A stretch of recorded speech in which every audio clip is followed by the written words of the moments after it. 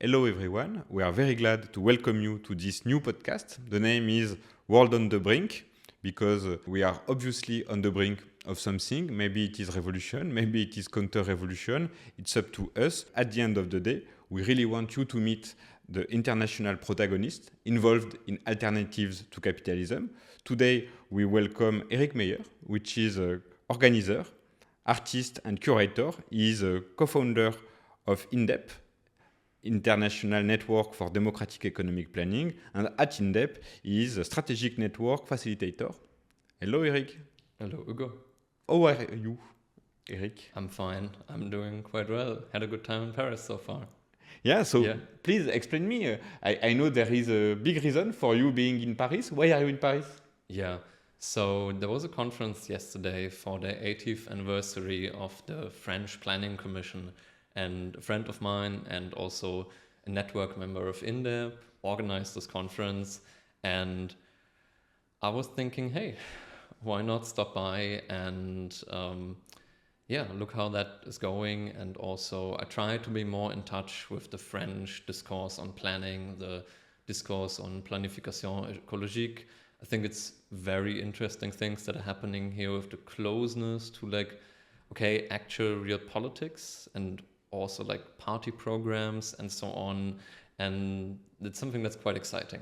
It might also have its shortcomings and everything, but everything has its shortcomings. And so that's something I haven't seen so far in a lot of other national discourses on economic planning. And so that's quite exciting. It was a good conference yesterday. Yeah. Cool. And does it happen often, you traveling around Europe in order to attend the conferences? Not as often as I would like to. That's my answer. That's cool. So maybe in order to begin the discussion, maybe can you explain what the network is and what it does and what is it about and all these things? Yeah. So as you already said, indep is an abbreviation for the International Network for Democratic Economic Planning. And maybe I can tell a little bit about the history of indep that makes it a little bit more understandable. So indep isn't that old yet. We launched in the summer of 2024. And in spring of 2024, there was a group of people who found each other online through a bunch of contacts, and we were all interested in this discourse on democratic economic planning. But we were also observing that the actors who were engaged with that were all quite dispersed and isolated. There were these regional, national clusters where people organized in their specific environments, but these clusters were all very isolated from each other. And we were thinking, okay, that's not cool. Let's try to get people more engaged with each other on an international level. That is good for the discourse itself, but also for learning from each other, building collective organizing capacity. And that was from the beginning the purpose and the mission of indep. So maybe I can say indep, there is kind of an organizational core, and we do the day-to-day things that have to be organized. That is, we run a website, indep.network, everyone, if you want to check it out, where we collect, we call it news around democratic economic planning.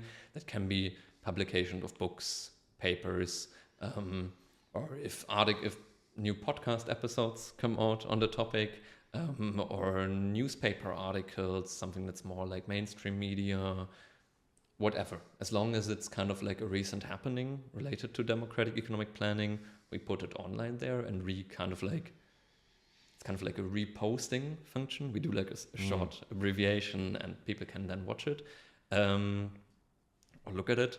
Then we have an events section where all kinds of events we find on this topic, we also repost them there. And we also organize events ourselves as indep itself. We do regular, mostly 2 times a month, where we invite people to speak on a certain topic, talks, panels, whatever, really. And about the website content, it's more like the idea is to have a one-stop shop for people on this topic of democratic economic planning. We all compile that stuff into our newsletter, send it out every 2 weeks, so everyone has a good overview of what's happening there. And people are also very invited if you're interested in the topic of democratic economic planning, or you're working on that. They can send us their, it can even be kind of like a blog post that has been written, or like the threshold is kind of low, but the ceiling is then very high. So there's like a lot of stuff that can be reposted. And and then what we also do as the more core, organizational core, we do very like dedicated networking where we stay in touch with people. We talk to them. Hey, what are you working on right now? Do you need help with organizing something specifically? Do you need to get in contact with someone? And so there's really this like, it's not research focused. It's really this like networking, communication, logistics focus.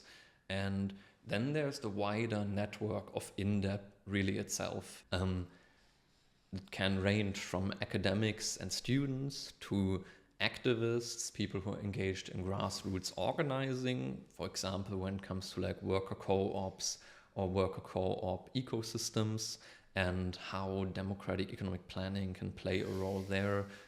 Like policy researchers or policy writers, people in political parties. The spectrum is quite large. And there are people who are just following us and what we're doing, and that's totally fine. It's totally fine. And then there are people who are more engaged also in like strategic political projects, where they say, okay, we see democratic economic planning not just as a theoretical question, like that they work on academically or something, but okay, they engage with it for a reason.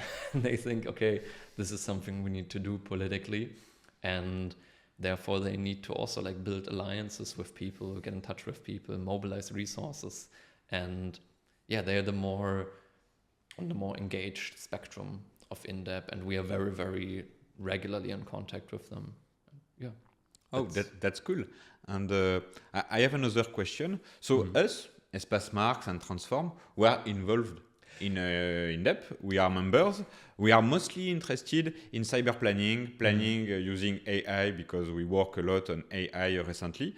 But my big question is, what about the other members? What kind of issues the members of indep are facing? I forgot totally about our partner organizations. Yeah, Good no that problem. you remind me. Yeah, we have like these partner organizations, for example, Espaces Marx and Transform Europe.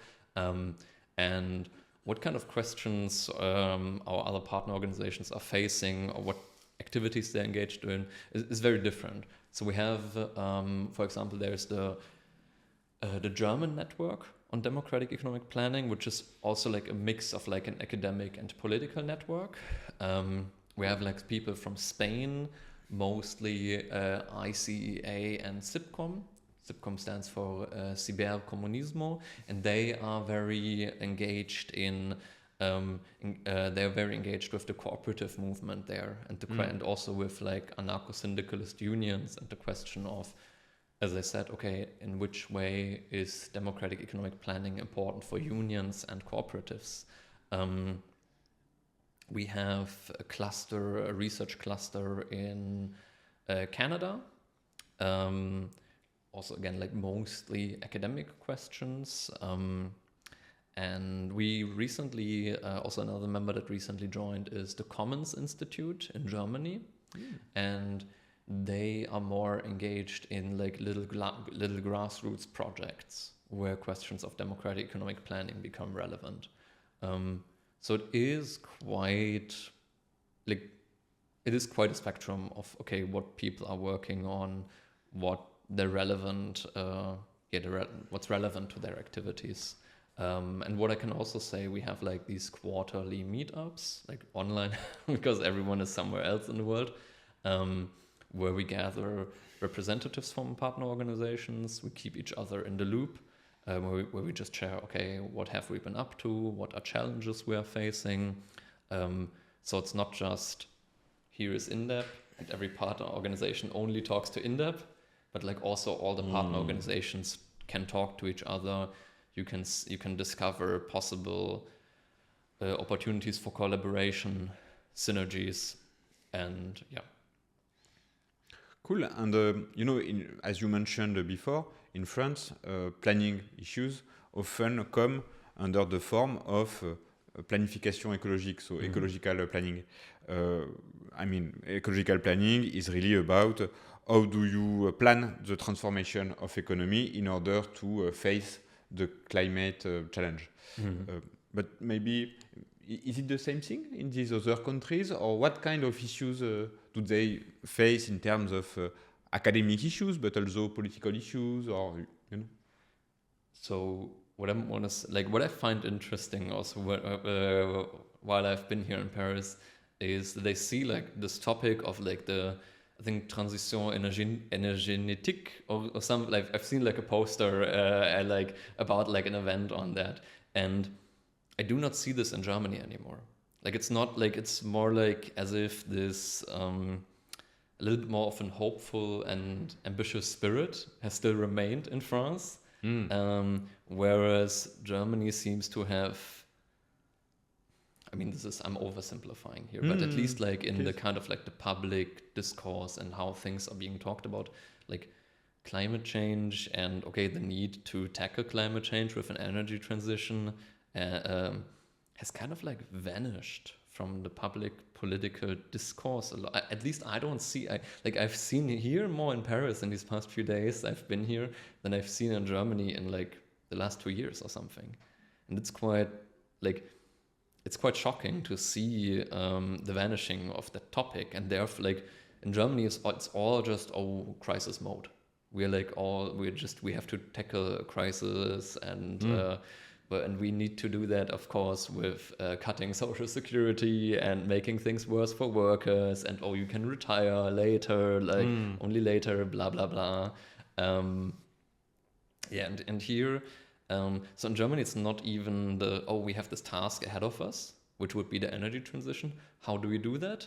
And that then planning some version of Planification écologique, but German style, would be the answer. Like even the question isn't even that prominent anymore. So that's maybe the context that I kind of see. And what about these Spanish communities or American communities you mentioned?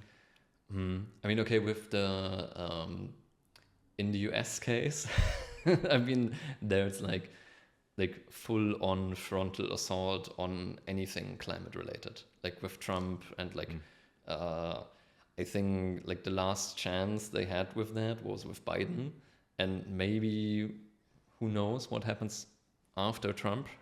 If there is such a time. There will be such a time, but I feel like at least on the policy level in the US right now, like climate issues are like kind of like they've been so viciously attacked. Like there's almost like this revenge. But there was this Green New Deal idea from Bernie Sanders and Ocasio-Cortez and all this kind of stuff. But that's it's been a while. That's been. That was very very interesting. And then you got Biden, and then they watered it down with like so much resistance against like the more radical parts of it, and you end up, with the CHIPS Act and the IRA. They're still interesting policies. Because it's some form of industrial policy for the US. That's at the biggest one they had in like decades and decades, but still like compared with the original vision of the Green New Deal, it's really like nothing. And now with Trump, the entire environment has changed. Like really, like we aren't in the same environment as like 5 years ago. Like there in the US, really. I don't know too much about Spain, to be honest, about like how their specific political situation right now looks like with regards to like questions of energy transition and how they want to tackle that. I simply don't know enough. about Okay. Spain right now, I must say. Okay. No worries. And another question, I was not surprised, but I was glad to see, as Espaces Marx, we participated to an event at Sciences Po, which is a famous French policy makers university, let's say it this way. So we were at this event showing what we do in terms of cyber planning and all, and it was co-organized by indep. So you have academic collaborations as indep. How does it work? Yeah. Oh God.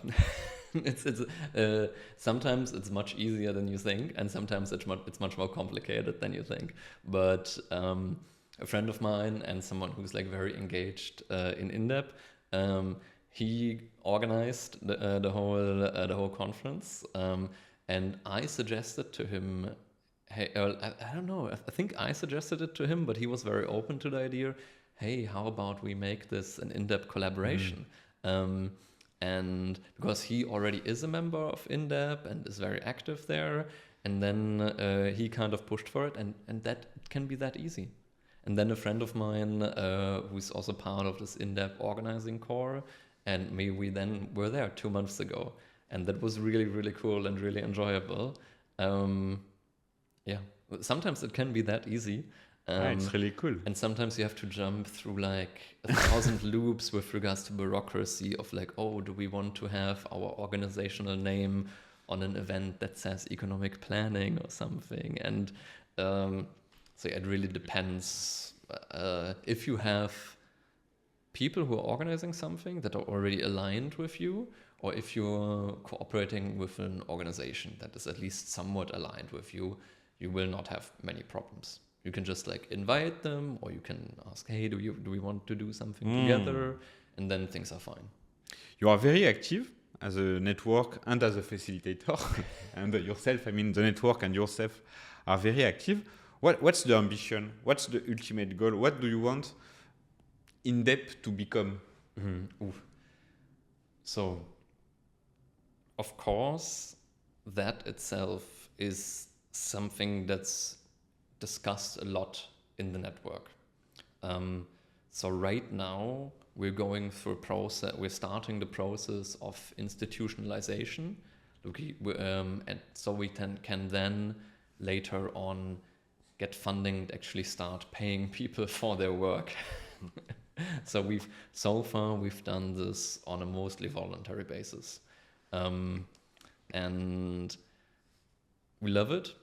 And it takes a lot of dedication from you, but you also realize as soon as something happens in someone's life, they have to like cut down on work for indep because they have to prioritize whatever is happening in their life, like be that their main job, be that some life crisis, whatever. So only voluntary work only gets you so far, and we want to make our work more sustainable. So we say, okay, let's go the route of institutionalization, become some kind of NGO style entity, so we can then acquire funding, start paying people, make our work more stable. But that's more the mid-term goal.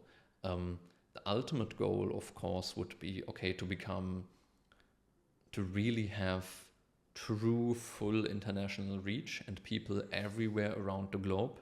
Like we do have connection. We started off with quite a focus on Europe and North America because it's just you utilize the networks you already have, the people you already know. Therefore, there's a baked-in bias to Europe and North America. Now, through more networking work and more dedicated outreach, that has started to change. So that's great. We have connections to South America, to Africa, to China, to New Zealand. Oh, really? Yeah.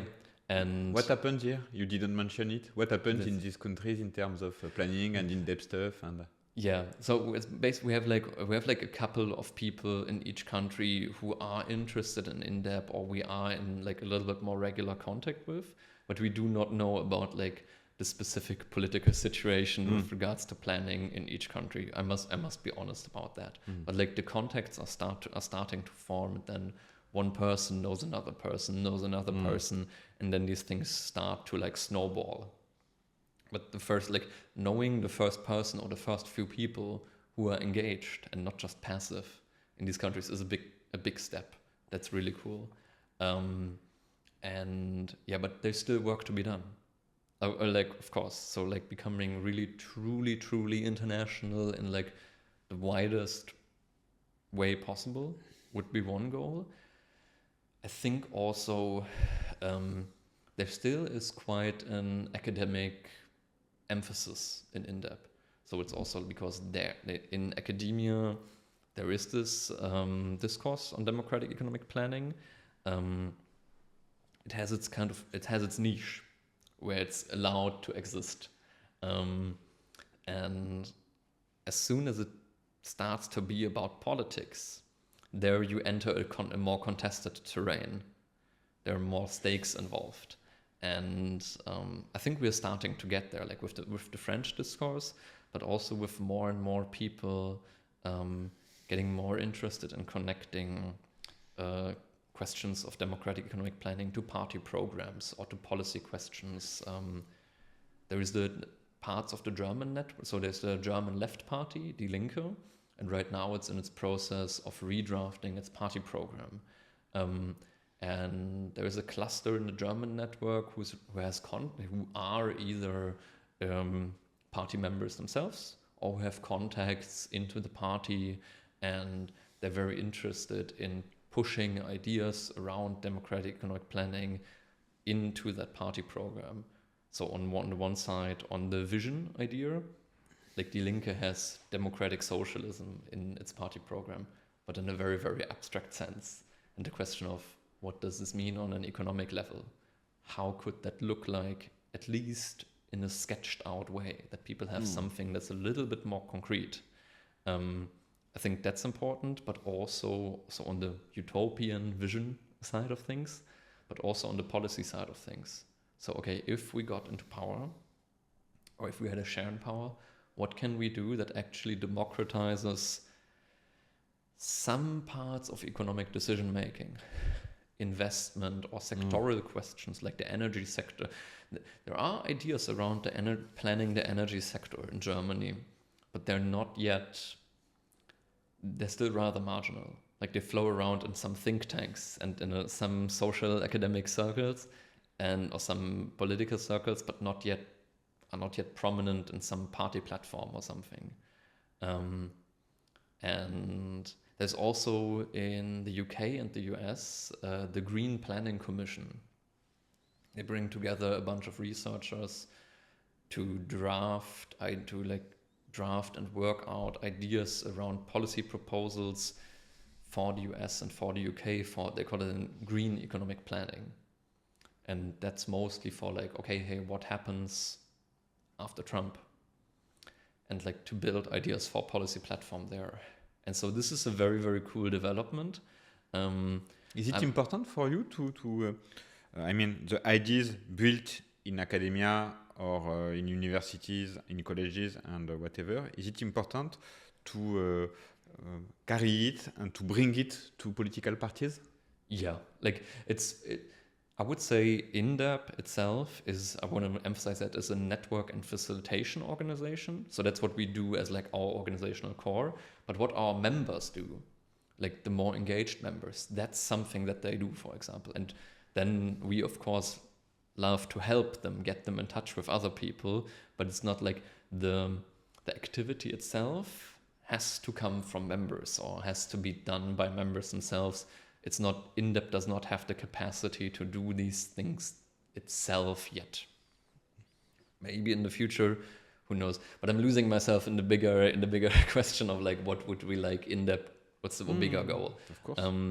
So I think if we become an organization that connects academic research and like is able to intensify academic research on democratic economic planning, the connection to policy questions in a bunch of countries, but then also the connection to like more grassroots project or more civil society actors like unions, for example. Or other parts, or like it doesn't only have to be the unions, other parts of civil society. I think that would be amazing. There are, of course, 10,000 questions and 10,000 challenges associated with that. But it's really cool to see, like indep is now 2 years old. We launched in July 2024, almost 2 years. And to see how things have changed in these 2 years in this field of democratic economic planning. I wouldn't have believed that if you would have told me that in summer 2024. So it's like cool to see you outgrow your own expectations, because that then makes you a little bit optimistic for what can come later, even if right now you cannot imagine it that concretely. You think to yourself, okay, we just continue and believe in what we do, and the path will form on the way, because what we've done so far has been successful. That's pretty cool. Yeah, I can imagine. I mean, building such an international organization, it requires, I guess, a lot of work. It requires a lot of dedication. I have a big question. What is your own interest in planning? Why are you so dedicated to this beautiful cause? Yeah. Maybe my own history a little bit.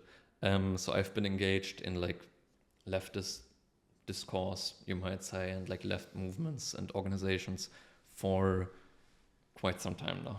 But around, of course, it comes with its own frustrations. A lot of them. But I think around like 2017, 2018, I stumbled across this discourse on democratic economic planning, which was much, much smaller and much, much more niche back then. But it didn't seem to me to have the same kind of pathologies that other leftist discourses had back then. So I decided to stick with it and to, okay, this is interesting. Those are the only people who are talking about how could an actual alternative to capitalism look like. And that's an important question. Like we talked about it earlier before, the left had a couple of windows of opportunity over the past few decades, like over the last 2 decades, like the 2008 financial crisis, and then I would say COVID. And like the COVID shock when it really hit. Those were both cases where the old rules kind of like stopped to work for a moment. And there were windows of opportunity, but we didn't really capitalize on it. We didn't really had plans or the capacity to do, like we didn't really know what to do, and we didn't have the actors to do it. And so in the I think there will be enough windows of opportunity for us in the future where our old rules break down. I think we don't have to worry about that. We might not be able to predict them, like, oh, this will happen tomorrow or next week, Tuesday, 2 p.m. Like, we won't be able to do that. But what we can do is we can prepare both on the question of, okay, what should we do? And we can prepare organizationally, like building networks, building power, building awareness, all of these things that need to be there, so that then there are actors who then know what to do. They see the opportunity and then, we've been working on this the entire time. Now let's do this. And I think that's a very, very important part in this discourse on democratic economic planning. So not to think about it in like a purely incrementalist way, where like, okay, hey, you put this into a party program, then you vote on only this very, very specific, like renationalize, I don't know, in the UK it would probably be like renationalizing the water. Like all of these public utilities that have been privatized in the UK and with disastrous effects.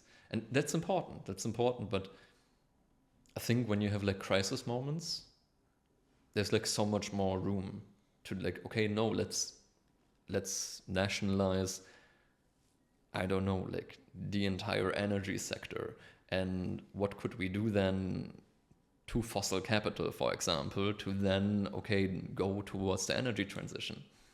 And I don't really see that addressed anywhere else right now. Maybe I have my own bias, but I think these questions are like really worked on in this discourse. And that's why I find it like so interesting. And there's like a lot of energy also. That's cool. Like, yeah, in the discourse itself, like people are like really, okay, no, there is something going on here. And it's something that hasn't been going on before anywhere else. And that's cool. And that's what I like about it. Could you give us an overview of the current discourse of economic planning? Yeah, totally. So I would say I also think about it as a spectrum where on the one side we have a little bit more of the theoretical and abstract contributions. I can say that's kind of like the origins of the modern discourse of democratic economic planning. So basically in the late 80s, early 90s, with the collapse of the Soviet Union, it seemed like, okay, capitalism has won, finally. Any alternative to capitalism has been discredited. And there were a couple of people who wanted to prove on a theoretical level, at least, that that's not true. And that's where a couple of original models of democratic economic planning, how we think about it today, came from. There are like Cockshott and Cottrell and their cyber socialist model, Robin Hanel and Michael Albert and their participatory economy. We have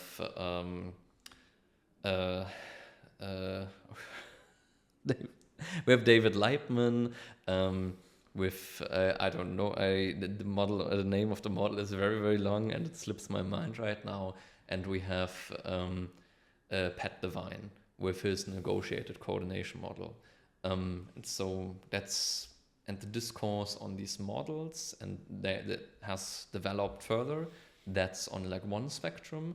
And on the other spectrum, on the other end of the spectrum, I would say there are more questions of the more institutional policy related questions or about very specific sectors.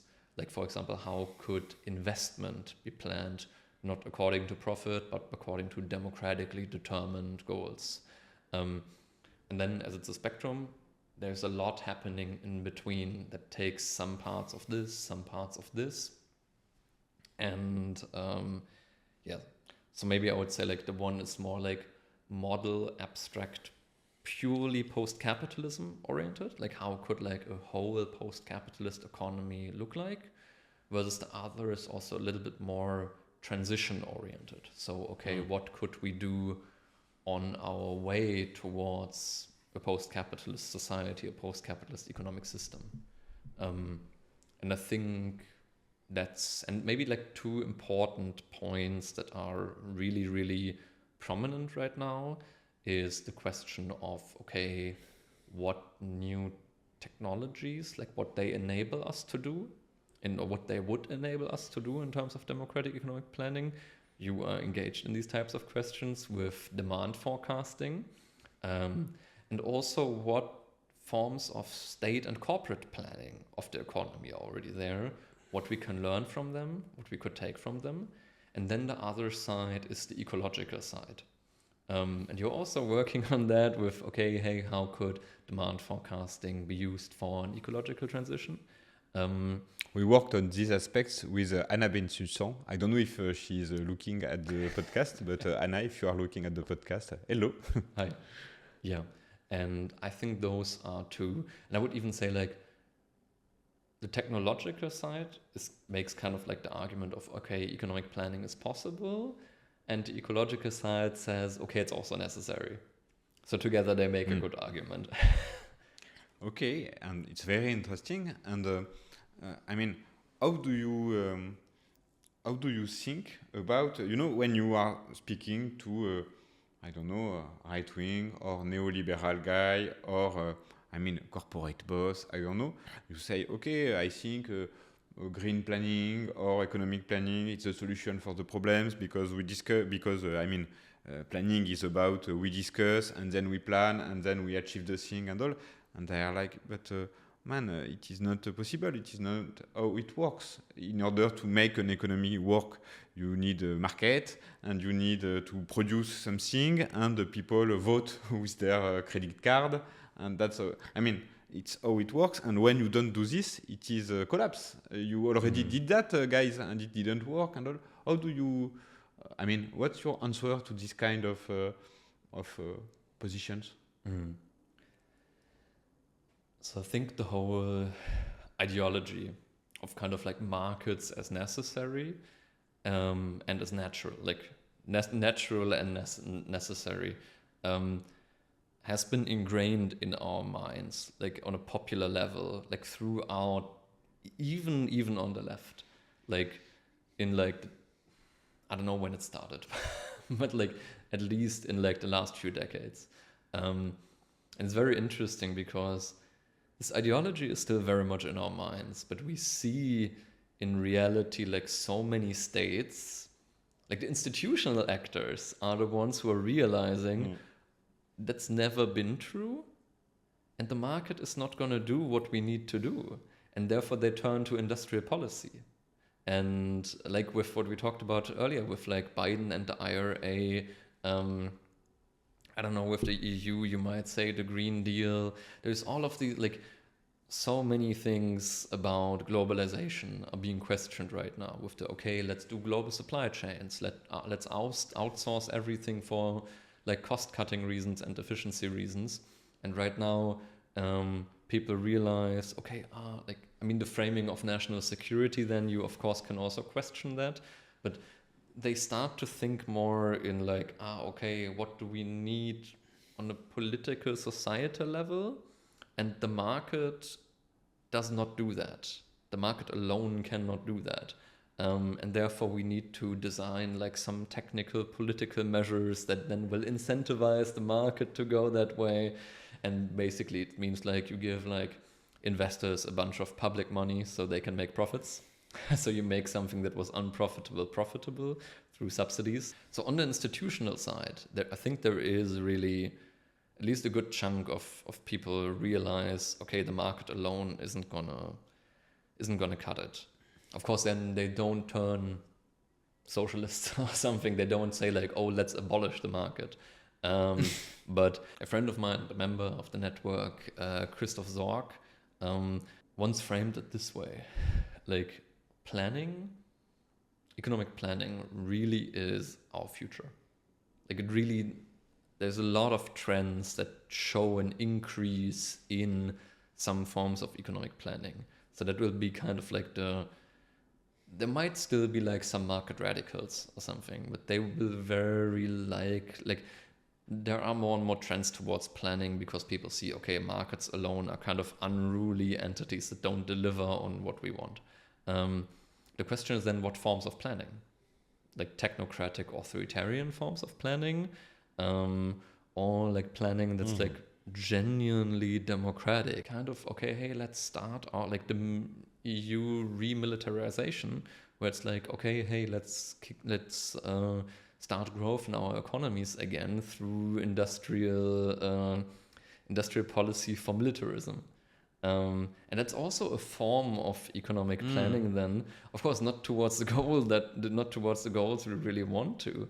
But it's probably going to be more you talk to, or you have to debate other people and fight ideologically other people who are also pro-planning to a certain extent, but like in a different way. And then you have to convince them, I don't know if you have to convince them, but you have to convince the people who are listening to the debate then you're having about, okay, how that genuinely democratic forms of planning are also possible.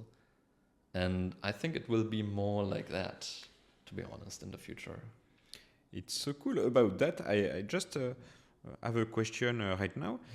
It's I mean, did you think about, I don't know, editing a book, taking I don't know, one chapter from Spanish members, one chapter from German members, one chapter from French members, and bringing this together and creating an object in order to. Because for us, for instance, for Espaces Marx, it could be very useful to give something to actually read, in fact. That's a cool idea. Like, we haven't thought about this yet because, like, we haven't been engaged in producing, for example, like classical publications or like what we do that we can say like, okay, this is genuinely ours is like our online events, and we are doing conferences, like either co-hosting them, or in 2025 we did our own indep conference in Montreal. But that's different from like having a publication. That's an interesting idea. I mean, it would probably be like really hard to find like representative chapters where you have like not necessarily representative, but just contributions from all. Let's say Europe, not necessarily all the world, but a few countries of Europe. Because, you mentioned it before, you said, we are isolated, it's important to... And sometimes when you talk about us, we talk about cyber planning or ecological planning, green planning, whatever, people say, okay, but it is a few people saying that you don't really exist and whatever, and it could be very cool to say no, it's not a few people. We exist in Spain, we exist in Germany, we exist whatever, I don't know, in America, in India, and it could be very cool and very useful to do this, I think. No, that's so cool. I will keep this in my mind after we finished here. That's cool. And yeah. No, thanks for mentioning that. Yeah. No, it's cool. Maybe we are at the end of the discussion. Maybe you could say, people listen. In these people, there is activists, there is academics, there is union people. There is a lot of different kind of listeners, let's say. How could people interested in economic planning, democratic economic planning, help to build indep? So first of all, maybe like a call to action again, go to our website, indep.network. And basically there you will see, like, as I said, we host regular online events. So the easiest thing I would say is come to one of our online events or reach out to us via email. It's hello@indep.network. It's also on our website. And you can just say, okay, hey, I'm person XYZ. This is my background. This is what I'm interested in. Can you give me some guidance? Can you tell me, okay, people I could get in touch with? Or I would say there are two aspects to it. One aspect is like the relationship building aspect, where it's like you get to know people working on this thing. And that's very, very important, like, because then you build trust. And then these people also can, like, you get to know them, you get to know their work, and you really start to get a feeling for, okay, what could I really do? Where could I contribute? Like organizations, projects, discourses, etc., etc. And then there's the more, okay, you are interested in like very, very specific topics.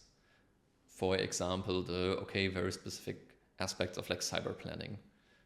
So you have like an IT background, and hey, who are people out there who also look at planning from a little bit of a very, very technical perspective, but also what the possibilities are with like modern computers, modern, probably not the software for that probably would have to be written still, but so I would say like reach out to us. We can find a way, come to our online events. And we will certainly find some way you can get involved, like also not just online, maybe like in your very specific local circumstances or in your country at least. That's kind of, because it's very context dependent where people can contribute. That's what I would say for now. Yeah. Okay. Have you any last word, Eric? Yeah. This was my first in-person podcast recording. You were amazing, really. Thank you. It's the blazer. Yeah. It's the seriousness. Thanks so much. Thanks so much for the invitation. I hope I have a last couple of great days in Paris. I think I will. And everyone, thanks so much to listening for us. Nice. So enjoy Paris, and thank you a lot for being here. And see you soon. See you soon also, hopefully. Bye-bye. Bye-bye.